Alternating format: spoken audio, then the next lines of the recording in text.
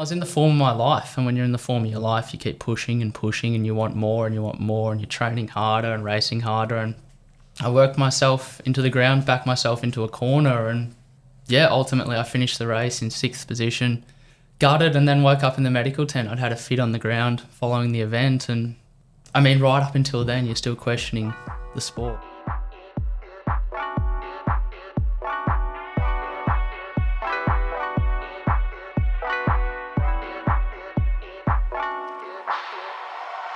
Welcome back, or welcome to another episode of the Success Times Happiness podcast. I'm your host, Richard Thompson. Today we have a young, up-and-coming professional triathlete, Kurt McDonald. He is an incredible human, has a great story. I used to train with his dad back in the day. So if anything, this whole episode has made me feel about 50 years older than I actually am. But he's a great human, an incredible athlete, and I hope you really enjoy the chat. So here we go. Kurt McDonald, welcome to the show. Thanks for having me on, mate. Thank you for coming. I think you are our very first professional triathlete in there the you studio. go. Had Matt Heyman on, so classify him as a professional cyclist, but professional triathlete. Yeah, it's a pleasure to be here. Of course, I do have my own podcast, but I'm in the firing line today. A little bit different to usual. Yeah. And I think that's half the reason. I mean, our history goes back a fair while, but you're a little bit different to most professional triathletes, and that's the reason why I'm intrigued and super keen to have a chat. You're currently ranked 66th in the world, and that's primarily from a, if anything, that's from a impressive year last year. But the strings in your bow are more than just athletics. Talk to me about that. Yeah, for sure. As I did mention, I have a podcast where I do share my journey, Kurt McDonald Uncut. Mm-hmm. I've also dabbled in clothing brands. I'm at university, about to graduate with a business degree, and I've always tried to be a bit more holistic than just a triathlete. There's so many triathletes in the world, professional athletes, and how can I be different has always been the big question for me. Now, take me back growing up in country Victoria. Yep, country Victoria, a small town called Camperdown, 3,000 people. Yeah, it was probably different to a lot of people's upbringings. I mean, I went to school with 6 people in year 12, and I know that blows so many people's minds. And even from the point of view of triathlon, without mum and dad, I wouldn't be here. Like, we had no pool in Camperdown itself, or we did, but it only opened in summer. So that meant 4 times a week, driving 50 minutes to and from swimming, and I didn't have a license at this point in time. So to choose triathlon was a crazy idea at the time, but I'm so grateful it has paid off. And what drew you there, do you think, to doing that sport as against, footy or any other? I mean, I was born into it in a way. As you would know, you trained with Dad back in the day. I mean, that's going back some time, but Dad did... What's that? Not too long ago.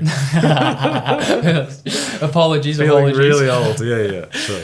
But no, of course, as you would know, Dad did 16 Ironman, and I started as a cross-country runner. Had a natural sort of talent, I guess, or some form of talent for endurance sport.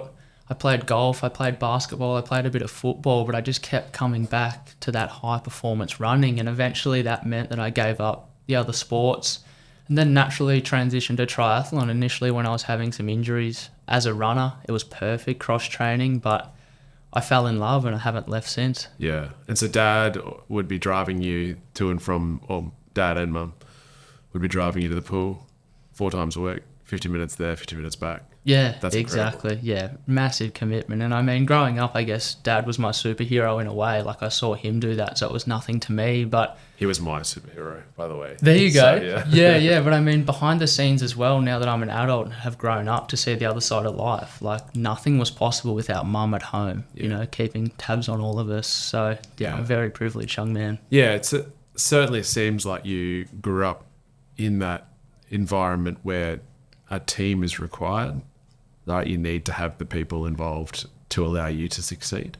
And now you're an adult, as you said, you can see that that's a common denominator. The players may change, or the teammates may change, but even in an individual sport like triathlon, you need an incredible team around you to facilitate success. Yeah, growing up, Mum always said it takes a village. Yeah. And as you mentioned, that village has changed. But growing up, nothing was off limits. If I needed to race somewhere, Mum and Dad would make it happen. And that just became so normal, but it's not until you step out on your own you realise how big of a commitment that was. And of course, mum and dad are still in Camperdown and they've stepped back a little bit. They're not at every race now, and I look back on the memories so fondly, but now it's transitioned to have a beautiful girlfriend, Ali Hoiting. I live with my brother, Bailey McDonald, and have array of training partner support staff. So as you mentioned, it changes, but yeah, this is far from individual.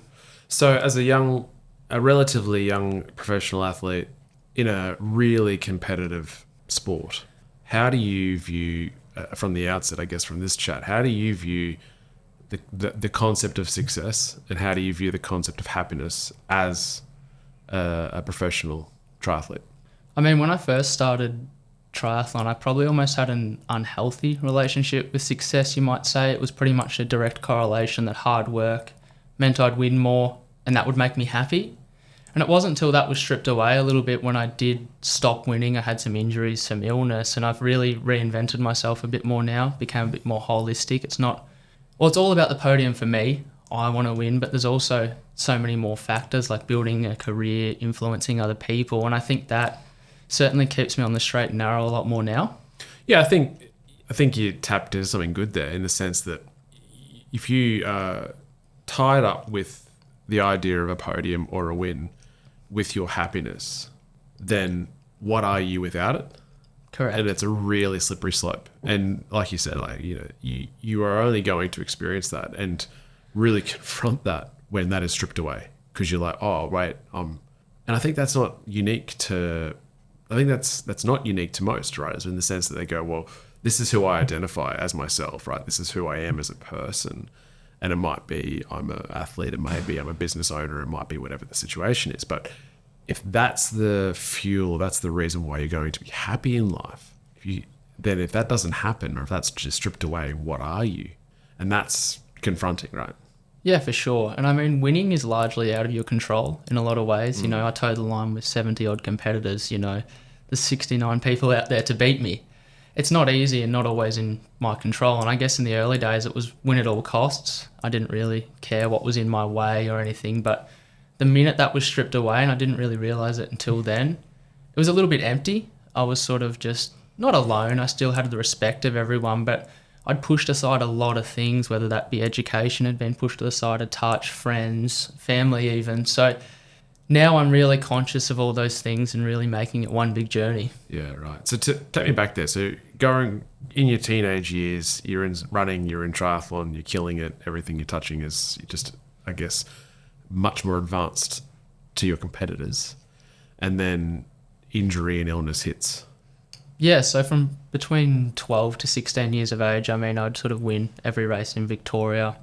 On the national scene, I'd be on the podium. And then, yeah, ultimately too much hard work. The thing that did drive my success was my undoing. I had an array of stress fractures. I, had a stress fracture in my sacrum that only a small percentage of people can have or experience. It's a hard thing to get. Yeah, and the way I broke it was just crazy. And then I dived right into education. I have a bit of an addictive personality, and trying to balance that with training led to like glandular fever.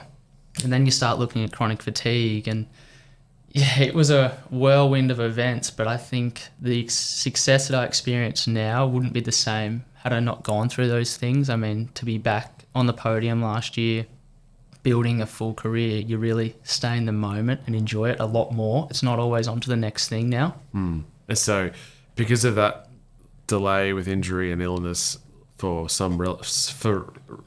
relative speaking, they sort of ranked you in the hundreds, right? The 200 to 300s in the world. And now, because of those podiums at Taupo and Langkawi and Canberra and Husky, right? You're now 66th in the world and bearing down top 50 soon. And there's a lot of people, I imagine, in triathlon that are looking at you as like an overnight success.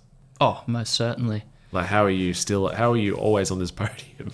Yeah. And so what do you say to them? What do you have to explain to them, that you've been doing this since you were 12 or? Yeah, it's been a funny little period. I mean, you start getting success and you're on the radar and people start to take notice, but yeah, there's so much that has come before. I don't think anyone's an overnight success. And I mean, it's platforms like this that do let me tell my story. But I mean, Yeah, I think the results do the talking, but yeah, it's far from overnight. And I mean, my day ones, my support team certainly know that. Yeah.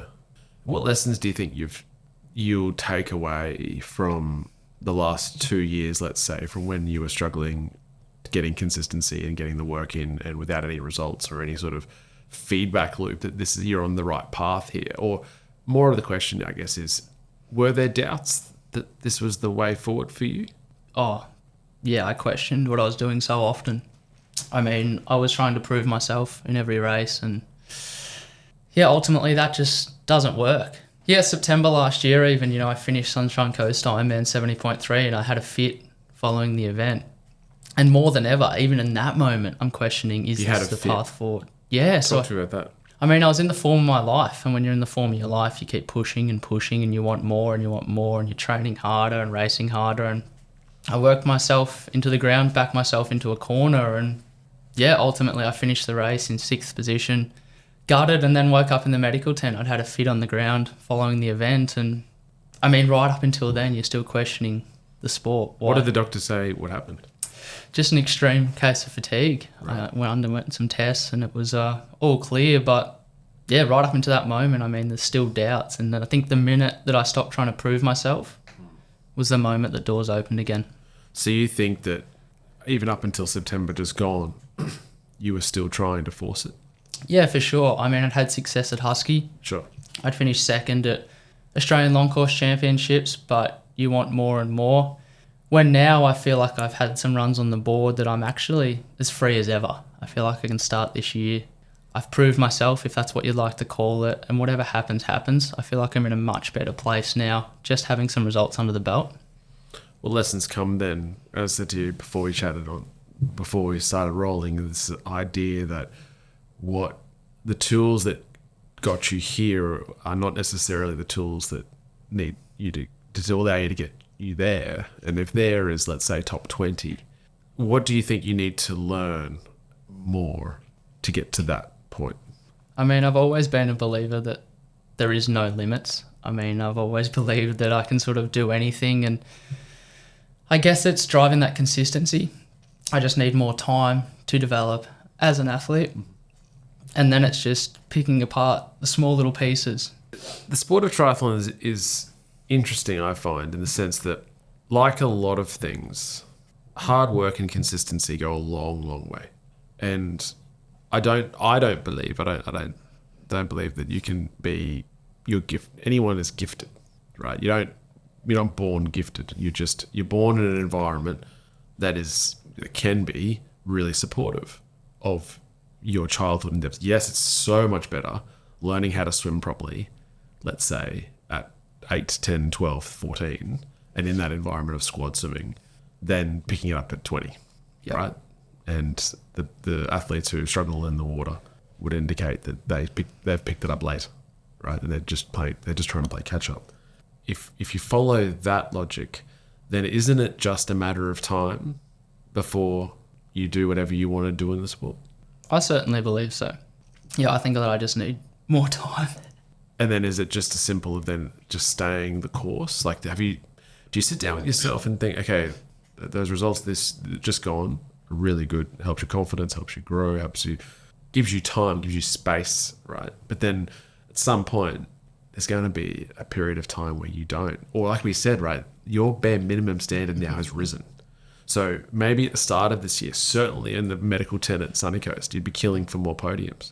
Yeah. And certainly last year, 2022, you'd be like, oh man, 70.3 podiums, half Ironman podiums, would be brilliant. But now you haven't got off it yet now, right? You're there. And so your expectations change, and that's just normal. Do you expect to be drawing upon those lessons learned from last year to hold you in good stead? Yeah, most certainly. And I think that's why I no longer want to be defined by winning. I mean, building that more holistic view on the sport means I can't be as disappointed. So what do you think draws you to the sport? In a triathlon is interesting, and particularly highly competitive, the top end of the sport, where hard work now no longer necessarily pays off. You've got to be, to be on the podium and consistently be on the podium takes a lot of work and consistency and good fortune to a certain degree.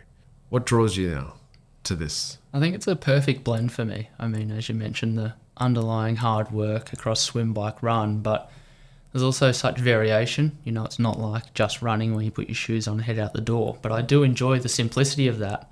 But then there's the bike technology, there's the nutrition side. It's a lifestyle in a way, and that's certainly what draws me towards it.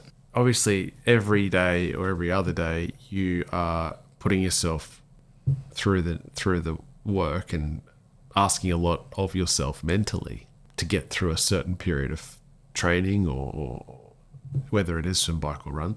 How do you go about that? What's your strategy with dealing with that discomfort? I mean, goal setting is the big thing for me. Okay. I mean, it really has to light your fire. And that doesn't have to make sense to anyone else. Yeah. I think it has to matter to you. You know, I went through a period of racing what the Federation suggested would be right. But the moment you race those events that mean something to you, I think that gets you out of bed every day in the lead up, not just race day. Yeah. And if you can always link back to that, a goal that means so much more than anything else, I think everything else takes care of itself. So you reckon that if you've got a strong enough goal and the purpose behind that, then you're much more inclined to endure the discomfort than if it's a goal given by somebody else or if something you don't necessarily want to achieve as much? Most certainly. Yep, for me, in every tough moment, you know, it's always just linking back into that goal, the reason why I do it. And that is that next goal that is planned, that race calendar, you know, in the discomfort of swim, bike or run. It's pretty easy to link into that goal and find something extra. And that's daily, you reckon? Almost daily? That you're really sucking it? Like you're really, really enduring high levels of discomfort? Yeah, I mean, between swim, bike and run, there's always going to be something truly discomforting on any given day. Yeah. I mean, we have recovery days, we're all human, but every day there's something that you have to overcome. And it is almost like that discomfort, or that scientifically, it's the discomfort that makes you better, right? Like it's the stress of the training that will make you, your body becomes a better machine or a better vessel and allows you to go faster. So there's something in that, I think, for everyone to know that it's not only does the discomfort or the sacrifice of the training create value when it pays off, but scientifically with endurance sport, which is what I love about it, is that the stress that you cause your body creates it is a catalyst for your body to improve and get better. That's a great lesson, I think, for everyone in all facets of life, to not only look at sacrifice as important and that creates value to the overall journey, but to see the discomfort. There's you sort of almost have to think, well, this is what we want. Yeah, it's a really magical thing. I mean, like they say, to every up there's a down, but in my mind, pain, there's always pleasure. So it's a really weird relationship, but there's no feeling like it, like getting through something that you truly find discomforting, like the dopamine off the back of that, like I can't match it, you know. And I often say to everyone around me, I'm just not myself when I don't train. I think it links back into those moments. And although you may fear the session or the race for the days leading in, that feeling when you've actually accomplished it, it's like no other. And that's I guess the feeling of overcoming or at least enduring the discomfort. Yeah absolutely. I mean, you can't buy it. I No. mean, it's something that you create yourself, and it's special. And so what's the goal this year? For me, World Championships, December 14 in Taupo. Where you've just podiumed. Yes, correct. I went over there on a reconnaissance mission that went very well. Yeah. So the signs certainly point towards a great race. But for me, I'll be over in Europe as well for several months, just gaining more experience. I mean, it's great to podium in the Oceania region, and now it's time to go to Europe and experience some different formats of racing. It's always a little bit different country to country. So for me, it's another year of growth. Ultimately, I've always wanted to be a world champion. Like whatever it links back to, that has been my goal. You know, Olympics has been thrown in the mix, Commonwealth Games, and it's not that they're not big things, they're massive. But for me, and what I was talking about before and lighting my own fire, I wanted to be a champion of the world. I don't think that will ever change whether I get there or I don't, but I'm going to do everything that I can do. And this will actually be my first year at a World Championships. I've been a reserve as a junior, Yeah, right. but this will be my first time on the start line. So, yeah, the fire is certainly lit for 2024. So take me through that process of how you set that up. You'd have a list of races.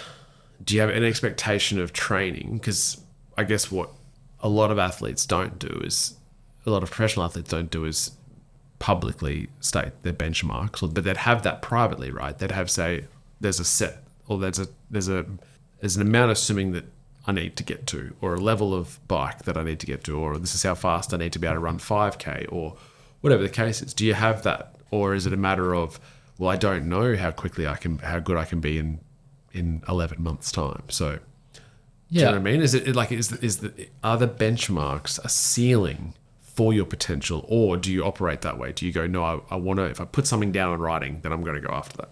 Yeah, I certainly believe in the whole vision board. I don't really set benchmarks. I sort of view them as limiters in a way, as weird as that might be. I sort of learnt last year again that if you really be yourself, race yourself, the sky is the limit.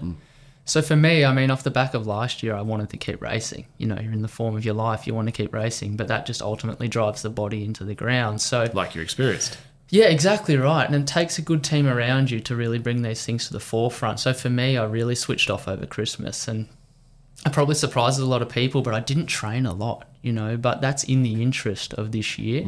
So of course, the first few months of 2024, I'm not as fit as I want to be, but we map out a plan to be ready when I need to be. So for me, I'll head to Europe in May, stay there 3 to 5 months. And look, being ranked 66 in the world opens a lot of doors, but there's still doors to be opened. So there's elements of unknown for me. Of course, I want to race PTO, Professional Triathletes Organisation. That's the ultimate goal. I'll need a wild card as it stands, or I'll need to climb into the top 30 for guaranteed starts. So, I mean, there's always moving bits and pieces, but it's just focusing on the moment as well. For me, I know my run isn't at the standard, so you look at that and you pick it apart. I mean, and it's not as simple as just running more kilometres. It's like... Can't you just run faster? Exactly right. I sure wish I could, but, you have to look within yourself, and I think that's super important too. That's what separates a lot of athletes. You have to look at yourself and go, well, I'm not running world-class times, but how can I? It's not to say that I can't, but Is that how you talk to yourself? Yeah, most certainly. Yeah. Like, I believe that, I could run through a wall in a way. It's ridiculous to say that, but like, I'm a very glass half full. In the depths of your own existence or your own presence, that's the way that there's no doubt there. There's just a, how can I do this? Exactly. Mentality. Very solutions based. I'd look at it and go, well, I'm not running fast enough, but I'm racing off the front of events. The bike's certainly zapping my legs. I'm having trouble with heat management. How do we improve that? So there's all these little moving pieces, and until I've explored all those options, I'm not convinced that I can't be a world-class runner. And that's just the way I operate across the board. And I guess it's such a critical bit of how we talk to ourselves generally, right? And for you to say, I'm not a world-class runner yet, and it's the yet that is integral to that piece here, to go, not that I'm not a world-class runner, full stop. And that's my story. But it's just, the feeling of, I'll get there. It's just trying to work out how we do that. Yeah, for sure. And when I entered the sport, I couldn't really swim. Like, as an Australian, you can swim. But there's leading out races and there's surviving in the swim. Yeah. So for me, and now I'm a front pack swimmer, I'm known as a swim biker. But in my mind, that's crazy. I entered the sport as a runner. Yeah. So it's just become this transition, and you just have to be real with the timelines and everything and understand that anything really is possible. Of course, there's ceilings with VO2 maxes and all of those bits and pieces, but in my mind, anything is relatively possible. Do you fear that, or can you appreciate where you are now in the scheme of what you want to do, or are you so fixated on where you want to go that you don't? It's sort of like, well, what I've achieved so far is just the past, but I'm focused on where I'm going, and that. This is just the necessary step. Or are you a guy that sits back and goes, this is pretty cool that I get to do this? Yeah, I've learnt to sit back, stay present. That was a really big thing for me at the back end of last year. As I said, as a junior, there was so much success. I was just looking to the next thing. But now it's like, well, that was pretty cool. I'm going to indulge myself in it and enjoy it, because you just don't know when the next moment is. Like, life can change on a dime, right? So for me, I have learnt to really sit in, enjoy those moments. And a coach once said to me, don't let the highs be too high or the lows be too low. And I went by that for a few years, but I have flipped a little bit recently. Like, I'm really celebrating the highs. Like, they're few and far between. Like, I really want to enjoy them. And the same with the lows. Like, feel how you need to feel with it. Yeah. You know, there's no point sugarcoating it. Just feel how you feel and use that to power forward. So I think presence has been a big thing, all while still picking myself apart and working out how to take that next step. But the moment's been big for me. Yeah, I love that. And I think an idea of that all human emotion is beautiful is what essentially you're saying, is to say, okay, we're on this journey of life. You've chosen at this point in time sport, which and the other aspects of your brand. And there's discomfort, there's ups, there's downs, there's great days, there's bad days, but it's all beautiful, right? And to be able to really embrace and really celebrate the highs, and because that's what you live for, and to be able to fully be present with the lows as well and go, yeah, this sucks, right? This is shit. Yeah. But there's something in it, right? There's something in here, something in this moment that I can take away from this really shit moment.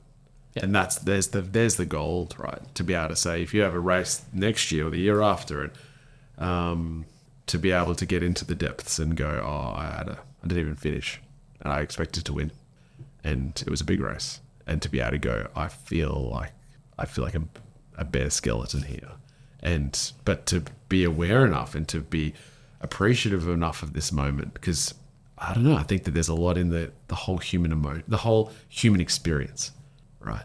Not just to be lit up by the highs, but to be also to get to a place where you can be lit up by the lows almost. Yeah, I think is truly remarkable. And in the sport, right, in triathlon, it's a roller coaster. Yeah, and I noticed that last year. You know, I was experiencing so much success, and my girlfriend Ali, in the form of her life, at under 23 World Triathlon Championships, broke her collarbone into 3 pieces. You know what I mean? And in that moment, something that was largely out of her control, you know, an opportunity was taken away from her. And I don't know how you sugarcoat that low, but for me as well, it was a big reminder that, like, I'm on a roll, but at any moment it could end. And I think seeing her go through that, I mean, it's pretty devastating when you're in the form of your life, like a genuine medal contender, to laying on the floor of in a Spanish hospital. Like, it's a crazy thing. And yeah, that's when I changed my mindset and thought, I really need to feel everything that's taking place around me. But I think also, I can't speak for her, and you can, I imagine, and I like to think that if you're wired a certain way, that she will look back and go, that was the best thing that's possibly, like, to be able to look back. And it's so challenging at the time, especially in that instance where it is out of your control, and you can look up into the skies and go, man, this is so unfair. But to be able to have to get through that challenge, and to be able to say at some point sooner than later, man, this, I don't know what, but there'll be something amazing out of this. And to be able to embrace the lows, right? To be able to go, yeah, this is the Spanish hospital, but this is that there is, to be present enough to go, yeah, I can fully absorb this moment and almost celebrate the fact that this is shit. Yeah. I think a quote that we both leaned on in that moment was, nothing lasts forever. That's the good and the bad news. And, that's so true. And it just links back to saying the moment, as we have discussed. So what's the goal? World champion is the ultimate goal. But surrounding the performance that we have discussed is a whole career. Triathlon is my life. I want to make it a career, and that takes a village, takes a team, so many partners, but that's the ultimate goal. I want to build a platform where I'm successful enough that I can influence people around me, the next generation. How are you creating that team? Talk to me about that.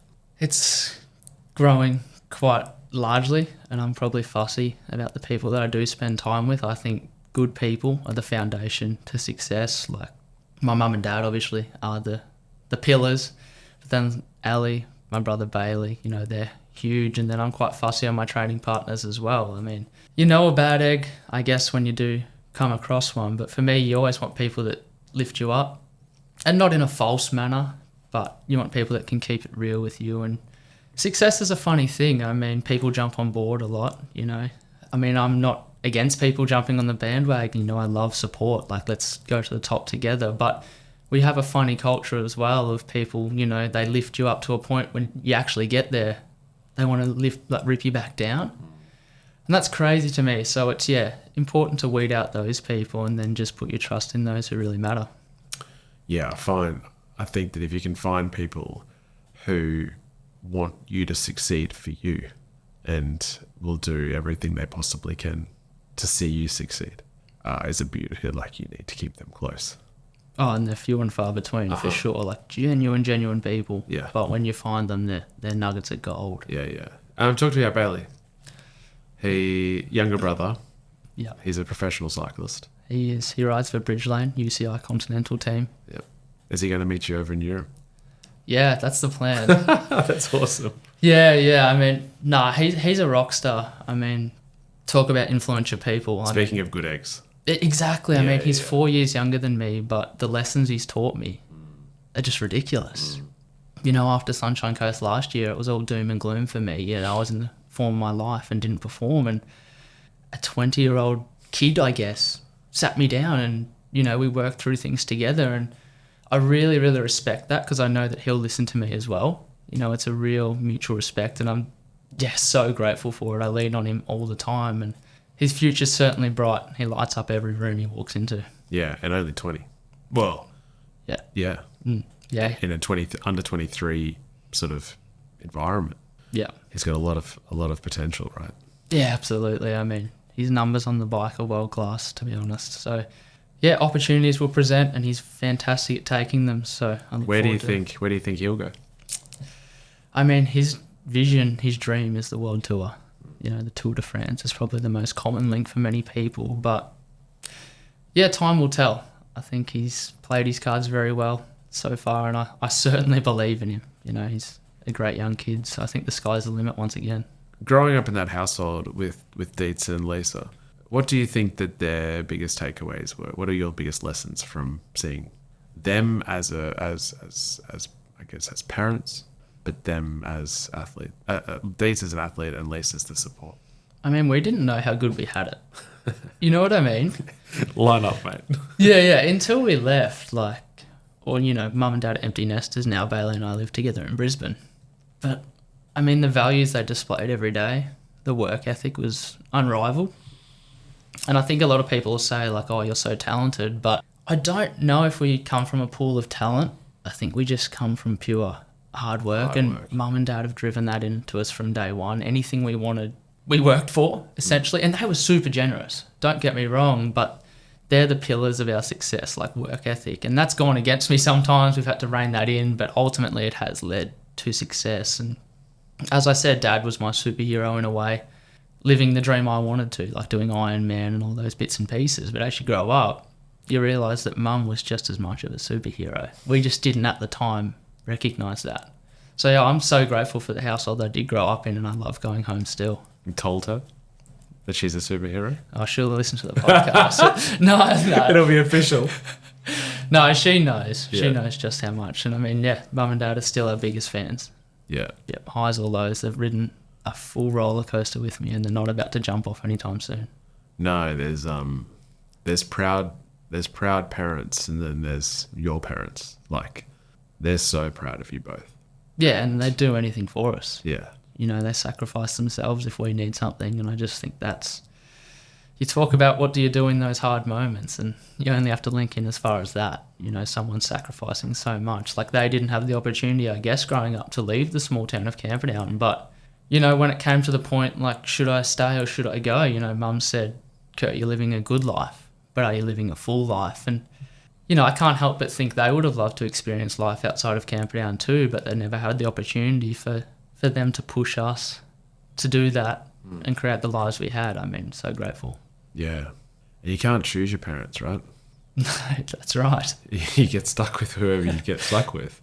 Yeah. And you just, I mean, the four of you are incredible humans, and as in your parents and yourself and Bales, and there's a lot to be said for how they've created that life. Yeah, most for certainly. you both. Yeah. And continue to, right? That support. Exactly. Yeah, we'd be nothing without them. Yeah. This has been a treat. And before we wrap up, mate, I did want to reminisce on the story about your dad and that hard work. And it was at Jindabyne, which you've just been to, and we were on a training camp, and we had a support car with us, and we had done this. It was an all-day ride. We were going from Jindabyne to King Coburn, which is usually I heard about this epic ride from Thredbo to King Coburn and back. And that was because it's sort of like Snowy River, and you just drop down and drop down and drop down to like almost like Mother Earth, and then turn around and go back up to Thredbo. But this day we were pushing off from Jindabyne, so it was an extra 3 hours of riding to get from Jindy to Thredbo. And so Dietz and I went off, a support car behind us, and the goal was to turn around at time, not at the destination. And we weren't there yet, and it was still downhill, like 5k downhill left, and we were so keen. And he was sort of there or thereabouts in terms of pushing the pace. And at that point in time, the coach in the car overtook us because we were on the radio, and he was like, "You got to turn around. We're not going to get enough daylight back to get home to Jindabyne." And Dietz was like, "Oh, stuff it. Let's keep going." And he must have been feeling better than I was, because then the support car then overtook us. And it's real narrow roads, alpine roads, overtook us, and then basically stopped over both lanes. So we couldn't go forward, and said, "You're turning around." And so Dietz got the absolute shits, because we were about 5k away from Coburn, and we turned around, and it took us, I think we just got home at like 7:30 at night or something, back to Jindabyne, sorry. But he absolutely destroyed me on the way home on that ride. I was left by myself. And I've trained with a lot of people, and his ability to endure discomfort I've never seen. So it's not a surprise to me that you have that trait and freely and openly volunteer to endure it. It's a trait that can be learnt, but that's obviously been learnt by him, and something that you guys run with, because you both can endure and so openly endure it without question. And it's interesting as well, I think, talking today, like I asked you what you think about when you're enduring it, and all you have to think about is the goal, right? Is to say that's all I need, is a goal that you believe in, the goal that you've set for yourself, that sustains you. Yeah. That's really powerful. And I think a lot of people can take away from that to go, well, whether it's work, whether it's office work, whether it's family work, whatever it is, if you set a goal that's strong enough, then you'll endure the hard times no problem. Yeah, I certainly agree. Yeah, and if you're goal setting and you don't feel that, maybe it's not the goal for you. I know for me, when I really get that fire in the belly, that's the goal. You know, like it could be 2 triathlons, but one will just light me up way more. Yeah, right. But yeah, that's a cool story about Dad. I think the goal setting, even for him now, not an athlete, yeah, but what's the goal in life? You yeah, know, that next piece of the puzzle, you know, what gets him out of bed. So we certainly learnt so much from him. All right, top 5 that we finish off at every episode is the number 1 tip you would give to someone looking to be more successful in their life. Dedication. And dedication from the point of view to fully indulge in whatever you're doing in that moment. You don't have to set the goal and then give up everything around you. But when you're training, indulge in training. Or when you're resting, indulge in resting. I think that's been a big thing for me when I look at dedication. Like, I don't have to give up the world, but dedicating myself in that moment. I guess it could also be called presence, but that's a big thing for me. Dedication. For sure. And being present. Yeah. Number 1 tip for someone looking to be happier in their life. People. It comes back to good people. I mean, if you can build a village, take them on a journey, it means so much more than doing it alone. I've learnt that over the years, and it rings so true. People are everything. I mean, humans weren't created to be alone. So when you can form the right group, it's truly powerful. Yeah, I like that. They're 2 really good answers. Favourite book to gift or to read? I haven't read a lot of books, to be honest, since school. But Shoe Dog. Other than business books. Well, from that's university. Yeah, exactly right. Even then, you know. Shoe Dog by Phil Knight. Shoe Dog was the last book that I did read, you know. am quite entrepreneurial, I suppose, or enjoy business-minded, of course, doing a business degree. And yeah, that was a cool book for sure. Yeah, nice. Most influential person in your life? We've touched on them so much. I mean, mum and dad are the pillars, but I'd probably say Bailey. Yeah. I mean, he's picked me up so many times, and as I said, it's crazy, but it's a two-way street, and yeah, so grateful for him. Awesome. And then finally, a guest, famous or not, that you think we should have, or you'd like to have us to have on the podcast? Maybe Bailey. Get Bailey's side of the story before he does become famous. Yeah, true. So, no, that would be cool. To get your little brother in. Yeah. He'd be a good chat. Yeah. Yep. He's full of knowledge for sure. Kurt McDonald, it's been a pleasure. I hope this year is everything that you want it to be. And you can take those lessons that you've learned last year and implement it into this year. And there's not too many people in the world that I'd want more success than you. So thanks very much for coming on. Appreciate it, mate. Thanks heaps. That was another episode of the Success Times Happiness podcast. Thank you for listening. If you did enjoy it, please let any residents at Jindabyne know, given that it was referenced a number of times in today's show. Until next time, peace.